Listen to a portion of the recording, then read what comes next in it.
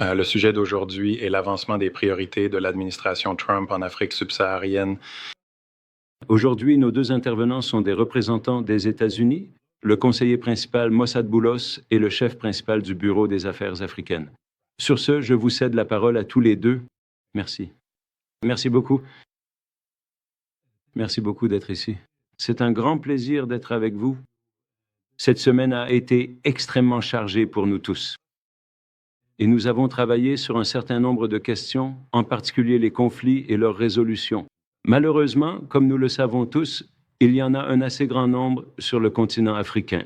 Donc cette semaine, nous avons principalement travaillé sur le conflit RDC-Rwanda, sur le conflit au Soudan et sur de nombreux autres conflits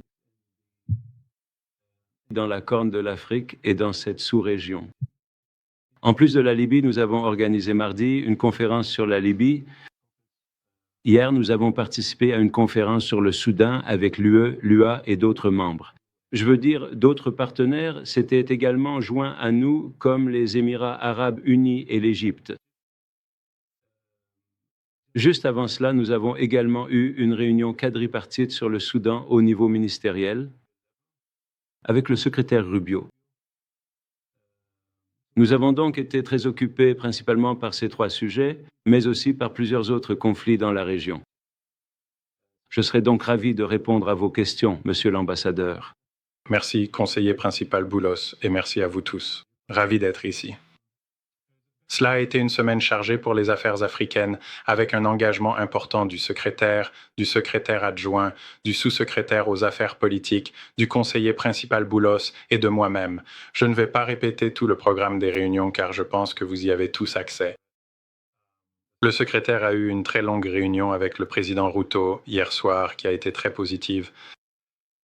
Le secrétaire adjoint a eu une excellente réunion avec l'île Maurice ce matin avec le ministre des Affaires étrangères.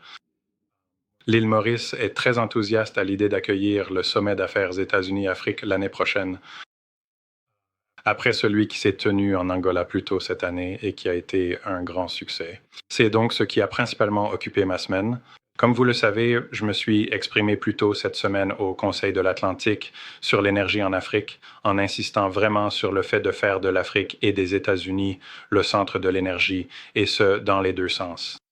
J'ai ensuite participé à un autre événement le lendemain avec la secrétaire à l'énergie, la secrétaire Wright, pour promouvoir les États-Unis, les entreprises américaines qui vendent également de l'énergie américaine à l'Afrique pour des solutions de cuisson propre. Il s'agit donc vraiment d'un dialogue bilatéral sur l'énergie qui a eu lieu cette semaine. Plusieurs dirigeants africains ont été fortement impliqués, notamment le président du Mozambique, qui a organisé 2 événements très médiatisés cette semaine pour promouvoir les ambitions énergétiques du Mozambique, lesquels ont été très bien suivis. J'ai assisté à l'un d'entre eux au Conseil de l'Atlantique. Et bien sûr, vous savez, des rencontres vraiment positives avec certaines des étoiles montantes d'Afrique, comme la Côte d'Ivoire et d'autres dont les économies font vraiment avancer le continent.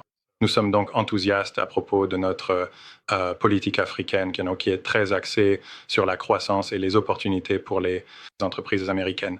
Et dans l'ensemble, la semaine a été productive. Je vous laisse donc la parole pour les questions. Nous allons donc commencer la séance de questions. Sans ordre particulier, nous irons de la droite vers la gauche.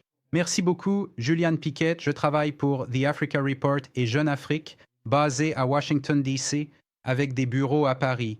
Je sais qu'il s'agit d'un briefing sur l'Afrique subsaharienne, mais puisque vous êtes également le conseiller pour le monde arabe, si je peux me permettre, j'ai aussi des questions sur la RDC, mais concernant le Maroc, il y a eu une annonce hier selon laquelle nous allons commencer à soutenir les entreprises américaines, des investissements au Sahara occidental.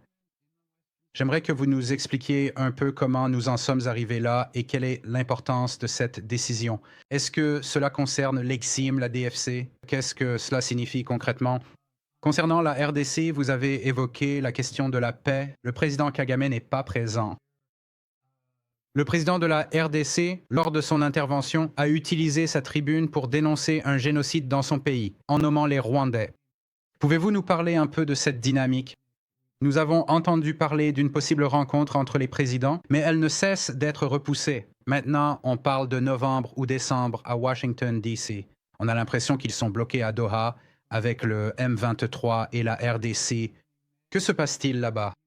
Pensez-vous que les Qataris devraient faire plus pression sur le M23? J'aimerais avoir votre avis sur cette situation et comment nous pourrions y remédier. Merci. Oui, merci beaucoup. Techniquement, vous avez raison. Si l'on parle de l'Afrique subsaharienne, alors même la Libye n'entrerait pas dans cette catégorie. Et nous avons également beaucoup travaillé sur la Libye cette semaine. Mais comme vous l'avez justement dit, nous avons travaillé sur ce partenariat avec le Maroc et avec l'Algérie également. Nous avons eu pas mal de réunions cette semaine, en particulier notre secrétaire adjoint, Chris Lando.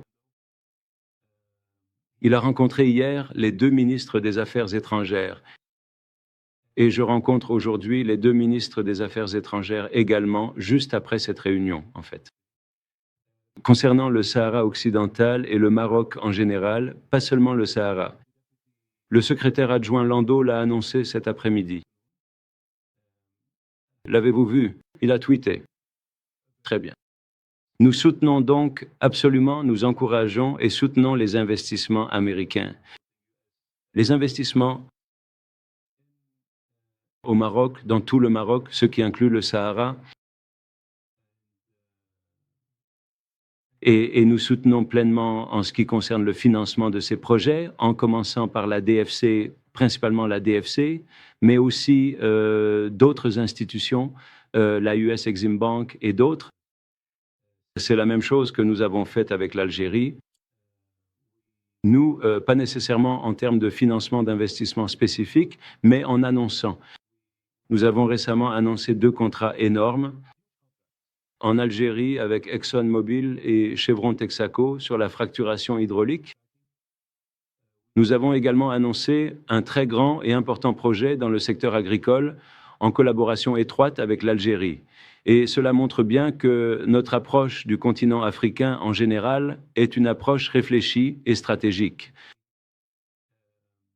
Et le développement des investissements en Afrique ne se limite pas uniquement au pétrole et au gaz naturel et certainement pas seulement aux minerais précieux.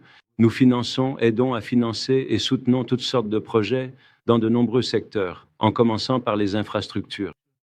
Nous avons récemment annoncé plusieurs projets d'infrastructures lorsque nous étions en Angola pour le sommet d'affaires États-Unis-Afrique, qui inclut l'électrification des lignes de transmission électrique.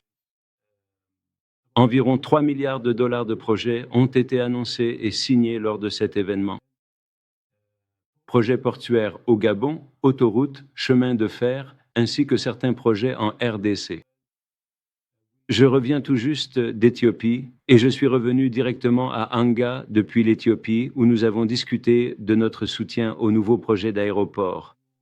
Et cela va être probablement le plus grand aéroport d'Afrique et l'un des plus grands au monde. C'est un projet de 10 milliards de dollars, probablement plus. La DFC et d'autres institutions apportent leur soutien.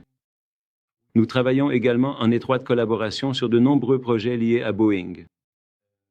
Boeing a un partenariat très solide, comme nous le savons, avec Ethiopian Airlines, avec Royal Air Maroc et avec de nombreuses autres compagnies aériennes à travers le continent, y compris le Gabon, l'Angola, la RDC et bien d'autres, trop nombreux pour être tous cités. Et ils ont fait des annonces à ce sujet. J'ai donc parlé des géants, mais il y a aussi de nombreuses autres entreprises de taille moyenne. Dans le domaine de l'IA, nous avons annoncé projet après projet, notamment en Côte d'Ivoire et au Gabon, ainsi que dans plusieurs autres pays. C'est donc très diversifié et c'est global et c'est de l'action. Donc,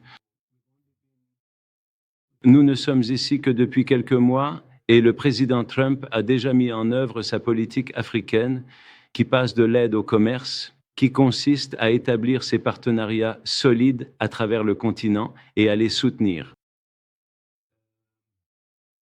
C'était une longue réponse et vous avez posé plusieurs questions concernant la RDC. Oui, le président Kagame n'est pas ici. Nous n'avions pas prévu de réunion spécifique avec lui ici à l'Assemblée générale des Nations unies. Il n'a pas pu venir cette année, mais nous avons bien rencontré le président Tshisekedi, bien sûr. Cependant, nous rencontrons son ministre des Affaires étrangères. Donc, son ministre des Affaires étrangères dirige la délégation rwandaise. Nous avons une rencontre avec lui. J'ai rendez-vous avec lui demain. Je ne sais pas si d'autres réunions ont eu lieu avec lui, probablement. Il y a eu des échanges, plusieurs. Plusieurs échanges. Donc, nous sommes en communication continue avec eux. Concernant le processus de paix, vous avez mentionné Doha. Bien sûr, la voix de Doha est extrêmement importante. Bien sûr, nous connaissons tous les tristes événements survenus à Doha en septembre. Cela a donc probablement retardé un peu le processus de seulement quelques semaines. Cependant, nous comptons vraiment sur nos partenaires, les Qataris, pour faire avancer ce processus très, très important, car c'est la dernière pièce du puzzle. C'est ce qui complétera l'ensemble du puzzle pour que ce processus fonctionne, le dialogue interne entre le M23 et le gouvernement de la RDC. Dès que nous aurons un accord complet à ce sujet, tout le processus passera en mode exécution. Et comme vous le savez, nous avons facilité avec nos partenaires, les Qataris, à Doha, le 12 juillet, la déclaration de principe qui a été signée par les deux parties, par le M23 et le gouvernement de la RDC. C'était donc une première étape réussie, une bonne étape importante. Cela a donné le rythme aux négociations. Comme vous le savez, le mois d'août est généralement un mois de vacances, plus ou moins, pour la plupart des gens. Et puis, il y a eu l'attaque à Doha en septembre. Nous avons donc perdu quelques semaines, mais elles ont commencé à l'heure où nous parlons. Les négociations sont en cours. Les États-Unis sont observateurs dans ce processus et également facilitateurs de ce processus. Les Qataris nous ont été extrêmement utiles et sont d'excellents partenaires pour nous, non seulement sur ce dossier, mais aussi sur plusieurs autres fronts, comme nous le savons tous. Merci. La prochaine question sera ici, et limitons les questions à une par personne. Merci. Je m'appelle Viviana Mazza. Je suis la correspondante américaine pour le Corriere della Sera, le journal italien. Donc, après avoir mené les négociations pour l'accord entre le Rwanda et la République démocratique du Congo, certains espèrent que vous pourriez apporter une percée, une avancée diplomatique pour la Libye. Et vous savez, je sais que vous avez rencontré ce matin, je crois, notre ministre des Affaires étrangères, Antonio Tajani. Et vous savez à quel point cela est important pour l'Italie? Donc, je voulais vous demander si une percée de quelque nature que ce soit, une percée est-elle en vue? Bien sûr, vous savez, ce n'est pas nouveau. Les problèmes en Libye ne sont pas nouveaux, et vous le savez. Y a-t-il donc une nouvelle approche? Et vous avez mentionné, donc je voulais vous demander s'il y a de nouveaux détails, s'il y en a, et quel rôle l'Italie peut-elle jouer dans tout cela. Et aussi, il y a eu des informations selon lesquelles des Palestiniens pourraient être relocalisés. En Libye, y a-t-il une part de vérité dans ce rapport? Pouvez-vous dire quelque chose à ce sujet? Merci. Merci beaucoup. Tout d'abord, concernant l'Italie, l'Italie est notre grand partenaire et grand allié, et nous avons travaillé ensemble sur de nombreux dossiers, y compris la Libye. L'Italie a été extrêmement solidaire et extrêmement utile sur la question libyenne. J'ai rencontré le vice-ministre cette semaine. Cependant, j'ai eu des rencontres avec votre vice-premier ministre et ministre des Affaires étrangères. Je l'ai rencontré à plusieurs reprises et nous sommes de toute façon en communication continue. J'ai également rencontré votre conseiller national à la sécurité et de nombreux membres de votre administration. L'Italie a été d'une aide précieuse, notamment sur le dossier libyen, mais aussi sur de nombreux autres sujets. Vous savez également que nous avons récemment facilité une réunion à Rome, à notre ambassade que nous avons annoncée début septembre.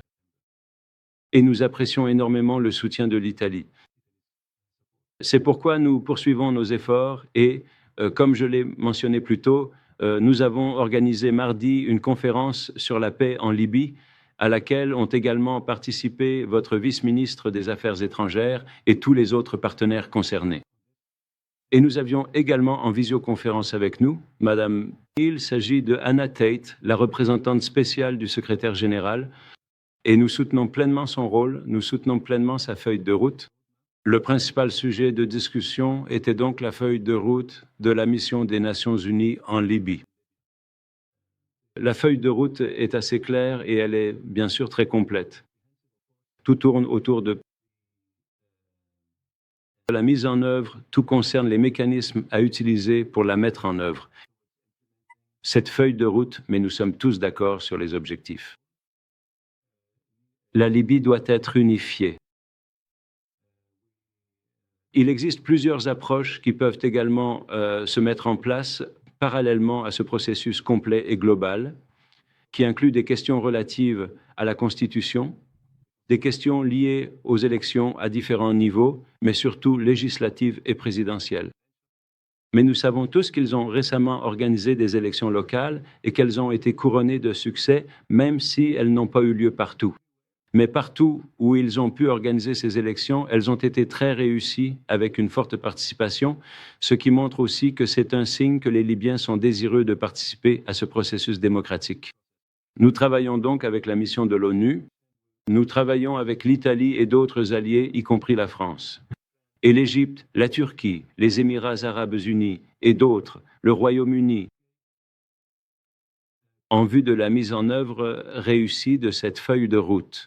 En parallèle, comme je l'ai mentionné, nous essayons de prendre des mesures concrètes afin de ne pas attendre 1 à 2 ans, ce qui correspond au calendrier de cette feuille de route. Nous essayons de prendre et nous avons pris ou facilité certaines démarches. Je veux dire, ce n'est pas nous qui les prenons. Ce sont les Libyens qui le font, nous ne faisons que faciliter.